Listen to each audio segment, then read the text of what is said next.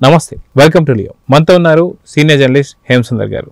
Sir నమస్తే. నమస్తే sir, ఇరు రాష్ట్రాలలో ఒక్కొక్క దగ్గర పోయిన ప్రభుత్వాలు ఏవైతే ఉన్నాయో ఒక్కొక్క స్కామ్ కింద చూడవచ్చు. ఫస్ట్ తెలంగాణ అనగానే మనకి ఫోన్ ట్యాపింగ్ సంబంధించినటువంటి స్కామ్ బయటపడుతుంది. అదేవిధంగా చూసుకుంటే ఏపీ అనగానే లిక్కర్ స్కామ్. సో ఇప్పుడు ఏపీ లిక్కర్ స్కామ్ లో తెలుగు హీరోలు అని చెప్పి కొన్ని వార్తలు అయితే వస్తున్నాయి. అదే విధంగా తెలంగాణ ఫోన్ ట్యాపింగ్ లో కొంతమంది హీరోయిన్లని ఇబ్బంది పెట్టారని చెప్పి కొన్ని వార్తలు వస్తున్నాయి. దీన్ని ఎలా చూడాలంటే ఇది ఒక విధంగా చెప్పాలి, దుర్వినియోగం చెప్పాలి. గవర్నమెంట్ వచ్చింది కదా, మనం సంపాదించుకుందాం, అవి చేద్దాం అనుకుంటే చివరికి ఏమవుతుందంటే ఇలా కరెక్టాలు ఎక్కించాల్సిన పరిస్థితి వస్తుంది. ముఖ్యంగా ఏంటంటే చాలా వరకు సినిమాల పేరుతో కొంత దుర్వినియోగం చేశారనేది అర్థమవుతుంది. అంటే ఎంత ఇప్పుడు నిఖిల్కి 10 కోట్లు ఇస్తే వీళ్ళు లెక్కల్లో 94 లక్షలు ఇచ్చినట్టుగా అది చెప్పించారంట. అది ఇప్పుడు వైరల్ అవుతుంది. ముఖ్యంగా ఏంటంటే నిఖిల్ విషయంలో మనకి సినిమా స్పై అనే పెద్ద సినిమా ఆడలా, అంతకుముందు సినిమాలు ఆడినా కానీ స్పై ఆడలా, పబ్లిసిటీ బాగా చేశారు అప్పట్లో. అయితే ఈ సినిమా విషయంలోనే గొడవలు నిఖిల్కిను కేసిరెడ్డికి గొడవలు జరిగినాయి.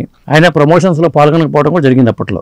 అంటే నచ్చిన విధంగా సినిమా రాలేదు, ఆగుదాం అనేది. మొత్తానికి అక్కడ కొంత గ్యాప్ వచ్చింది. సినిమా రిలీజ్ లేట్ అవ్వడం కానీ, ఆయనకి ఏంటంటే హీరోకి ఏంటంటే సినిమా బాగా రావాలని తపంతో ఆయన పనిచేసాడు ఈ సినిమా కోసం.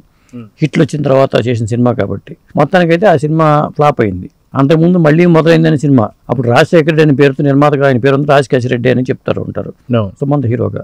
అది సినిమా పర్లేదు. అప్పుడు సినిమాల పరంగా ఈ 2 సినిమాలు చేశారా, సినిమా ఫీల్డ్ ఏమవుతుందంటే కొంత బినామీలు ఎక్కువ మంది ఉంటారు. అసలు నిర్మాత వేరుగా ఉంటాడు, ఆ డబ్బులు రొటేట్ చేస్తూ సినిమాలు తీసేవాళ్ళు వేరుగా ఉంటారు. ఇంకా ఇలాంటి సినిమాలు తెర వెనక ఇంకా సినిమాలు జరిగినాయి. ఇలాంటివన్నీ కలిపితే కానీ తీగలాగితే కానీ డొంక కర్రలదండి. అయితే మనం చూసుకుంటే ఏదైతే లిక్కర్ స్కామ్ లో ఈ ఇద్దరు హీరోల పేర్లు రావడం, అంటే వాస్తవానికి వీళ్ళిద్దరికి ఎటువంటి సంబంధం లేకపోయినా సరే వాళ్ళు ఎవరు ప్రొడ్యూసర్ ఏంటి అనేది వాళ్ళకి అనవసరం. ఉన్నటువంటి కథకు సంబంధించి దీన్ని ఎలా తీసుకెళ్ళవచ్చు అని చెప్పేసి.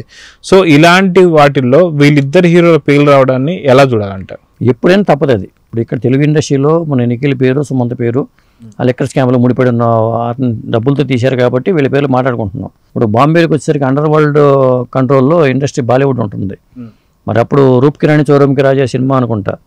వీళ్ళందరూ చాలా డబ్బు, మాఫియా వాళ్ళ డబ్బులు, అండర్ వరల్డ్ డాలర్ డబ్బులంతా తిరుగుతూనే ఉంటుంది అక్కడ కూడా. అక్కడ అదే జరుగుతుంది, అదే సిస్టమ్. ఇక్కడ ఇది సిస్టమ్. ఇప్పుడు ఏంటంటే బయటికి కనిపించే వాళ్ళు కొంతమందికి అనామకులు పెడతా ఉంటారు. గతంలో ఇట్లాగే ఒక నిర్మాత దొంగ నోట్ల కేసులో ఇదైనప్పుడు వేరే నిర్మాత రంగంలో దిగి ఆ సినిమాను పూర్తి చేసిన పరిస్థితి వచ్చింది. అప్పట్లో అది పెద్ద సంచలనం అయింది. మొత్తానికి సినిమా ఫీల్డ్ జరిగేవన్నీ ఇట్లాగే ఉంటాయి. అది హీరోలకి ముడిపెట్టి హీరోలకి వాళ్ళకి సంబంధం ఉందని అంటాక లేదు. డబ్బులు ఇస్తే ఏ హీరో నటిస్తాడు. డబ్బులతో వ్యవహారం తప్పితే వాళ్ళకి సంబంధం ఉండాలి. ఎందుకంటే ఒక హీరో ఒప్పుకున్నాడంటే వాళ్ళ కొత్త హీరోలే ఒప్పుకుంటారు. పాత హీరోలు, సీనియర్ హీరోలు ఏంటంటే ఎవరితో పడితే వాళ్ళతో సినిమాలు చేయరు. వాళ్ళు ఆఫర్ ఇచ్చినా కానీ వాళ్ళు ఒప్పుకోరు కూడా. ఆ నిర్మాత ఏంటి, ఆ బ్యాక్గ్రౌండ్ ఏంటి, మనం చేయొచ్చా లేదా, ఇలాంటివన్నీ సీనియర్ హీరోలు ఆలోచిస్తారు. అదే ఎదుగుతున్న హీరోలు, కొద్దిగా అప్కమింగ్ హీరోలు ఏంటంటే ఒక అవకాశం వస్తే మనకి ఇంత అమౌంట్ వస్తుంది కదా అని అనుకుంటారు. అది జరుగుతుంది ఇక్కడ. ఆ సంబంధమే ఉంటుంది తప్పితే వీళ్ళతో సంబంధాలు ఉంటాయని మనం అనుకోకూడదు. సో ఓవరాల్గా చూసుకుంటే లిక్కర్ స్కామ్ సంబంధించి ఈ ఇద్దరి పేర్లు వినిపించడం కావచ్చు. అదేవిధంగా చూసుకుంటే తెలంగాణలో ఫోన్ ట్యాపింగ్ విషయంలో మనం చూసాం, చాలా వరకు ఒక ప్రముఖ హీరోయిన్లు ఒక ఫోన్ ట్యాపింగ్ కారణంగానే విడిపోయారని చెప్పేసి కూడా చూసాం. అదే చాలా మంది హీరోయిన్లను కూడా పొలిటికల్గా రప్పించుకోవడం కావచ్చు, ఇలాంటివన్నీ చాలా వరకు కథనాలు విన్నాం. సో ఫోన్ ట్యాపింగ్ గురించి ఏమి? ఇప్పుడు సాధారణంగా హీరోయిన్లు అని వాళ్ళు వేరే స్టేట్ నుంచి వస్తారండి. వాళ్ళకి ఇన్సెక్యూరిటీ ఫీలింగ్ ఉంటుంది. ప్రధానంగా ఏంటంటే ఇన్సెక్యూరిటీ వల్ల వాళ్ళు ఎవరో ఒకళ్ళు అండదండలు ఉంటే బాగుంటుంది అనే ఫీలింగ్లో సినిమాలు చేస్తుంటారు. అక్కడ ఆ దెబ్బతో వాళ్ళు దొరికిపోతూ ఉంటారు. చాలా వరకు చాలా పొలైట్గా ఉంటారు, కాంట్రవర్సీస్ వద్దు మనకు అనుకుంటారు. ఎవరైనా కాస్త పొలిటికల్ పర్సన్స్ ఉన్నారనుకోండి, వాళ్ళ సపోర్ట్ ఉంటే మనకి ఇంకా బాగుంటుంది ఇండస్ట్రీలో, మనల్ని ఎవరు కెలకడం, ఇలాంటి నమ్మకాలు ఉంటాయి వాళ్ళకి. అదొకటి. అయితే వీళ్ళు ట్యాపింగ్ చేసి వీళ్ళు బెదిరించడం ఒకటి. అట్లా ట్యాపింగ్లోనే దొరికిన కేసులు మీరు చెప్పేవన్నీ కూడా. ఇంకా వీళ్ళైనా ఇంకెవరైనా ఉన్నారా? ఇప్పుడు వాళ్ళ జాతకాలంతా బయటపడేది ఫోన్ ట్యాపింగ్ ద్వారానే. కమ్యూనికేషన్ మాట్లాడుకోవాలంటే డైరెక్ట్గా మాట్లాడాలంటే కుదరదు. వాళ్ళు ఎక్కడో ఉంటారు, వీళ్ళు ఎక్కడో ఉంటారు. డైరెక్ట్గా మాట్లాడుకోవడానికి కుదరదు కాబట్టి ఫోన్లో మాట్లాడతారు. అక్కడ ఆ ఫోన్లన్నీ ట్యాప్ చేశారనుకోండి తెలిసిపోద్ది. వీళ్ళు బండారం బయటపడినప్పుడు దీన్ని అడ్డం పెట్టుకుని బెదిరించడాలు జరుగుతూ ఉంటాయి. అది సర్వసాధారణంగా ఈ ఫోన్ ట్యాపింగ్ వ్యవహారం కానీ లేదా లిక్కర్ స్కామ్ వ్యవహారం కానీ సినిమా ఫీల్డ్లో అన్నీ ఎక్కడ ఏది జరిగినా సినిమా ఫీల్డ్తో కనెక్ట్ అయి ఉంటుందండి. ఇవాళ ఉన్న పరిస్థితుల్లో సినిమా ఫీల్డ్తో కనెక్షన్స్ లేకుండా రావట్లా. ఎక్కడన్నా ఎవరైనా దొరికారనుకోండి, సినిమా హీరో పర్సన్స్ ఉంటే మాత్రం అది భూతత్వం చూపించడం అనేది మీడియాలో జరుగుతూ ఉంటుంది ఎక్కువగా. అయితే మనం చూసుకుంటే మీరు ఎప్పుడైనా సరే తెలుగు సినీ ఇండస్ట్రీ ఎప్పటి నుంచో దాదాపు 100 ఏళ్ళు పూర్తి చేసుకున్న తెలుగు సినీ ఇండస్ట్రీ మీరు ఇందాక అన్నట్టుగా బాలీవుడ్ ఇండస్ట్రీ మాత్రం ఖచ్చితంగా మాఫియా డాన్ పైన ఉందని చెప్పేసి, కానీ తెలుగు సినీ ఇండస్ట్రీ ఎప్పుడైనా అలా జరిగిందా? ఫస్ట్ టైం ఇలాంటి వివాదంలో ఇది ఫస్ట్ టైం అని చెప్పి అనుకోవాలంటే ఏమంటారు? ఫస్ట్ టైం కాదండి, గతంలో కూడా ఉంది. కాకపోతే ఆ వాడి చేతిలోకి వెళ్ళిపోయేది. ఒకప్పుడు ఇండస్ట్రీ అయితే ఆ గ్యాంగ్స్టర్స్ కంట్రోల్లోకి వెళ్ళిపోయే ఇండస్ట్రీ కొన్ని కారణాలు ఇచ్చి అది తప్పుకుంది. ఇప్పుడు లేదు, ఆ పరిస్థితులు ఇప్పుడు లేవు. మధ్యలో ఒక దశలో వాళ్ళు ఎంటర్ అయ్యారు. కానీ ఇప్పుడు పొలిటికల్ లీడర్స్ డబ్బులు మాత్రం ఫీల్డ్లో తిరుగుతూ ఉంటాయి. ఫైనాన్సర్స్ రూపంలో వాళ్ళ రూపంలో తిరుగుతూ ఉంటుంది.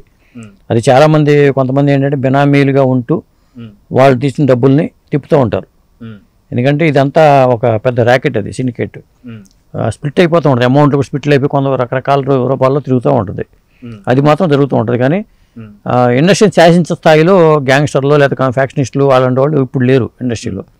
బాలీవుడ్లో కూడా తగ్గింది ఇప్పుడు, ఇదివరకు అట్లా ఉండేది. కానీ కాకపోతే డ్రగ్స్ మాఫియాలో ఈ నైట్ పార్టీలు ఇవి ఎక్కువగా ఉంటాయి. ఇది తెలుగు ఇండస్ట్రీ అయినా ఉంటుంది, అది ఏ ఇండస్ట్రీలో అయినా కామన్గా జరిగేది అది. సో వాస్తవానికి మనం చెప్పుకోవాలంటే లిక్కర్ స్కామ్ లో నిఖిల్ కావచ్చు లేకపోతే సుమంత్ కావచ్చు, వీళ్ళిద్దరికి అసలు సంబంధం లేదనే చెప్పుకోవాలంటారా? ఖచ్చితంగా ఉండదు నాకు తెలిసి. ఎందుకంటే కెరీర్ మీద ఫోకస్ పెట్టిన వాళ్ళు ఇలాంటి వాటిలో ఇన్వాల్వ్ అవుతారని నేనైతే అనుకోవట్లా. వాళ్ళకి సినిమా కెరీర్ ముఖ్యం. ఇలాంటి వాటిలో ఇన్వాల్వ్ అయితే అది స్పాయిల్ అయిపోతుంది కెరీర్ కూడా. అదండి. సో చూద్దాం సార్, ఖచ్చితంగా మీరు అన్నట్టుగా సుమంత్ కావచ్చు నిఖిల్ కావచ్చు వీళ్ళిద్దరు కూడా లిక్కర్ స్కామ్లో వీళ్ళ పేర్లు అన్నట్టుగా వస్తున్నా వీళ్ళకి ఎటువంటి సంబంధం అనేది చాలా క్లారిటీగా అయితే అర్థమవుతుంది. సో చూద్దాం జరగబోతుంది. నమస్తే. నమస్తే అండి.